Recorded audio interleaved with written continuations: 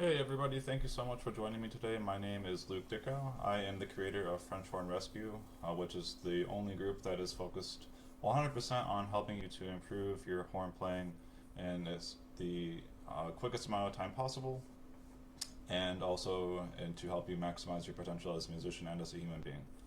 So today we are going to talk about the upper register. I did a poll in the group, and of course, everybody wants to learn how to play high notes better. And so, just wanted to open it up to any questions that anybody has before I jump into the discussion.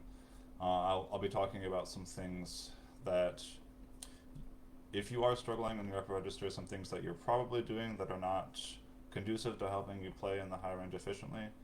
And I'll actually share some things that I talk about with my students a lot that have helped me to play more successfully in the upper register, and to that have helped my students a lot as well.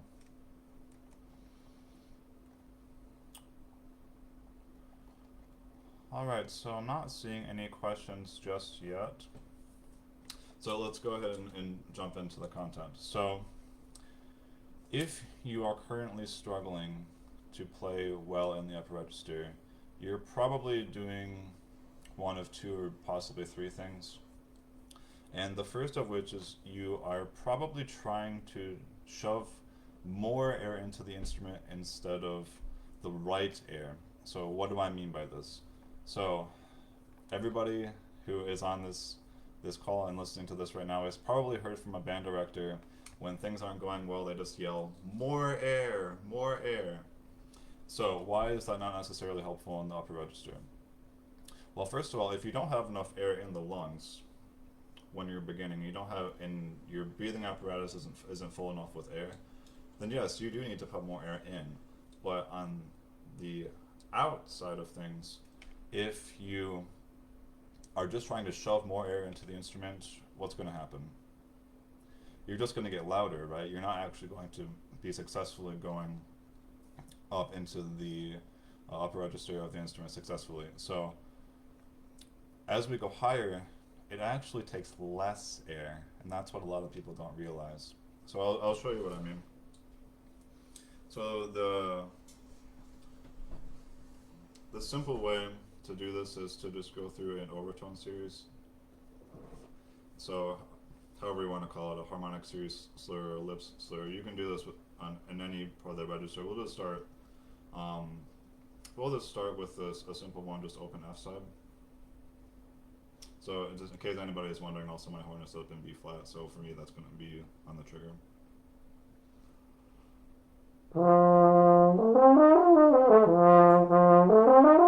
So what happens if I try to go higher than that, and I'm just going to add more air to the equation?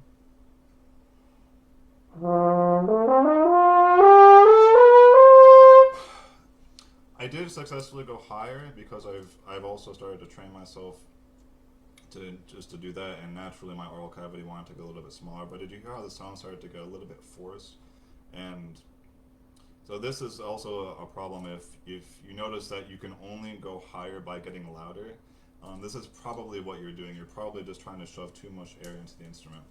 So probably the most helpful thing that I have done when it comes to this is, or the most helpful thing that I have discovered actually came from Dave Crable's book.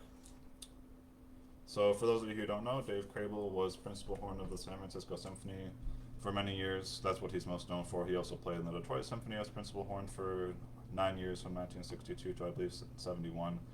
And before that, he was the assistant principal in Chicago with Phil Farkas. And this book is funny because it actually it's a hilarious read. I recommend everybody take a look at it. It has this tiny little bit of technique wisdom in the back. And what Dave talks about is the concept of whistling. So I actually cannot whistle. If you can, it makes it even easier for you to understand, but just do this with me right now. So if you can whistle, go from the lowest note that you can whistle to the highest note. And if you can't, just do something like this. Okay, let's do it together.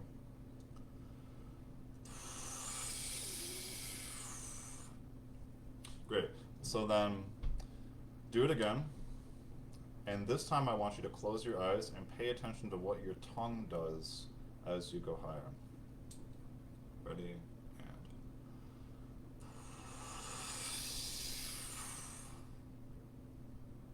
so what should be happening is your tongue should be rising like an elevator in your mouth as you go higher. And for the first part of that ride, the jaw is really the driver in that. You can do it one more time just to notice that. You get to a certain point where the jaw really can't go any further up and you have to rely on the tongue just coming up like an elevator, as I said. So, why is this important? So, have you ever gone outside, and if you have any siblings, you've almost certainly done this, taken the hose that has a twist nozzle and sprayed your sibling with the hose? It probably really made them upset, and you probably got yelled at by your mom or dad. But what you learn from this experiment is, as the space in the nozzle gets smaller, what happens to the water? It gets faster. And so as the water gets faster, also less of it comes out. So that just proves the concept that you don't need to use more air in the upper register. You need to use less air, but faster air. So how do we get faster air?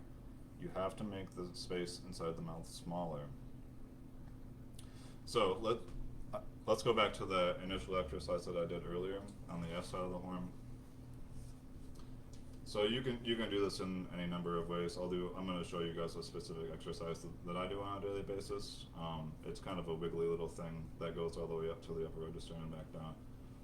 So this is probably the best way that I've been able to show my students how this works and how I started to figure this out on my own, in addition to a lot of scales. So this is how it goes.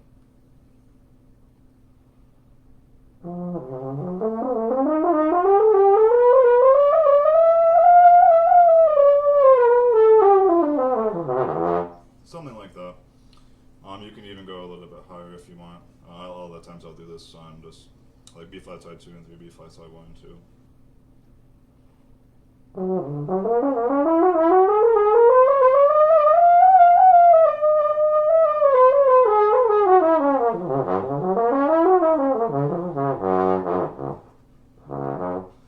So something like that. Just you can even do it just slurring up really rapidly, like an overtone series gliss, like in Stravinsky Rite of Spring, for instance.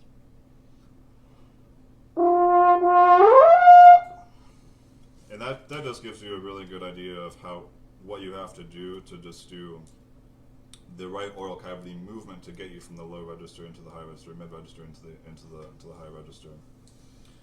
So that's the first way, and that's not the only way that you can think about this. I have another book here that really helped me with this concept in the beginning when I first started to think about this a lot, and it's Eli Epstein's book, Horn Playing from the Inside Out. Probably most of you have seen these images that came from Sarah Willis when she did this.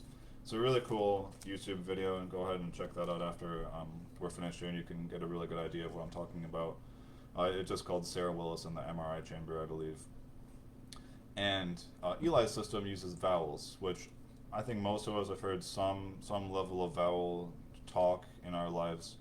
So what Eli talks about is using specific vowel shapes for specific ranges. And so I'll actually go ahead and share the ranges that he recommends for this. So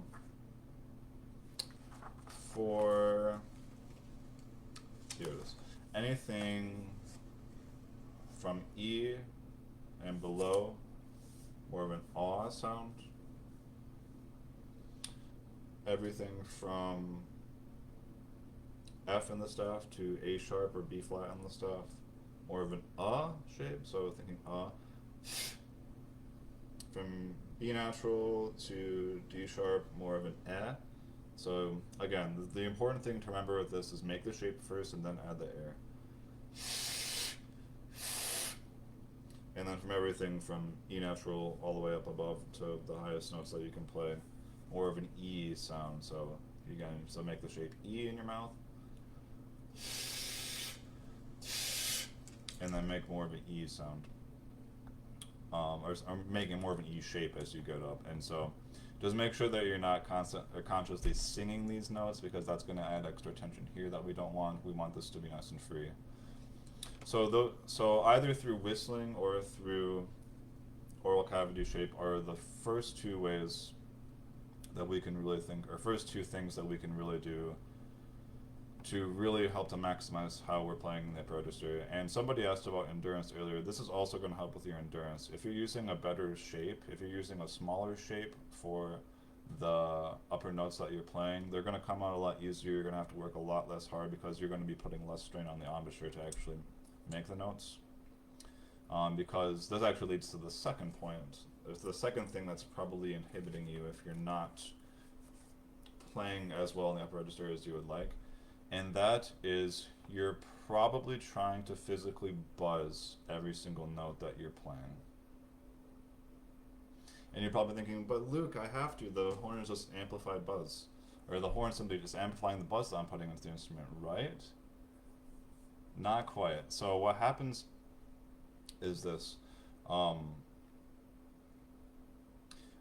not going to just to say that buzzing has no place. I think that it can be really useful.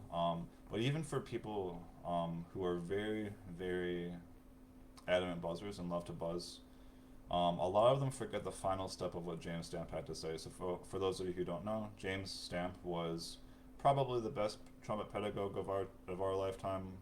Some people might disagree with that. I would say he was the best overall brass pedagogue of our lifetime, or at least of the previous generation. And the final step is, after doing all this free buzzing and buzzing that a lot of people forget about, is that when you get onto the horn, this has to be as free as possible. It has to be even freer. So you can do this experiment too. You can just go ahead and play any note on the instrument. It doesn't really matter. But for this case, I'll just pick a third space C. So if I do that and I pull the instrument off my face when I'm playing, you see what happens? There's no buzz there. The lips are actually vibrating. The lips are actually vibrating in tandem with what the instrument is also vibrating with. This is called a sympathetic vibration. But I'm not actually doing this into the instrument.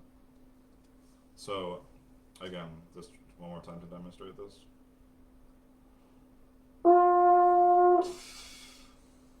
It's just even if I go up to a higher note,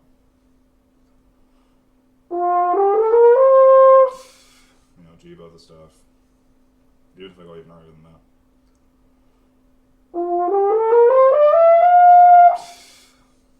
it's just air. The only thing that I'm really changing is like I said earlier, the oral cavity, and I'm adding a little bit of more engagement here. Not a ton, but I am adding a little bit more engagement through this part of the embouchure. And so what's going to happen is, if you are playing with a ton of tension here, and you're really trying to actually physically buzz each individual note, you are going to end up with a sound that's really tense, and you're also probably going to really be inhibiting your range. And if you do end up getting to the notes that you want, it's gonna sound really forced. I'll see if I can demonstrate this. So if I just try and do that in the same scale I just did.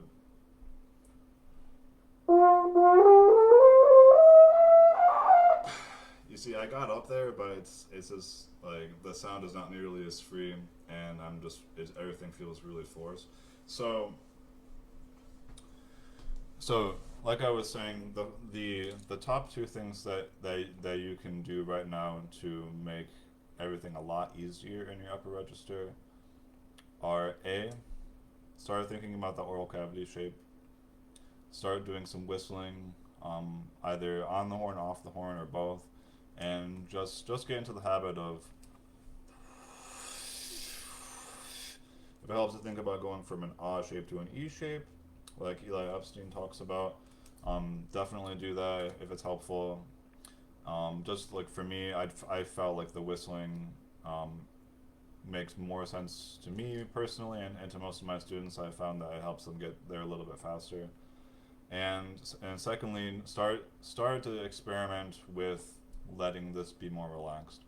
And so if you do notice that you're putting a lot of tension in the center, right where the air is coming out, in the aperture, then you probably also need to fix your structure, which is not something that we can fix right now over at Facebook Live. If you are interested in working with me directly, I've helped a lot of students to help to overcome this. Just send me a direct message on Facebook and reach out to me, and we start to talk about how that would look for you. Um, for me, I've done a ton of embouchure work on myself. Really starting when I was working with Dr. Annie Bosler, and so I have a pretty deep understanding of how the embouchure works. So yeah, like I said, you're probably going to need to learn to rely on these big muscles here, because you've probably been in the habit of just putting way too much tension here to try and actually physically buzz out each individual note. And it's not your fault. This is something that a lot of band directors teach, and frankly, a lot of horn players teach that I don't agree with.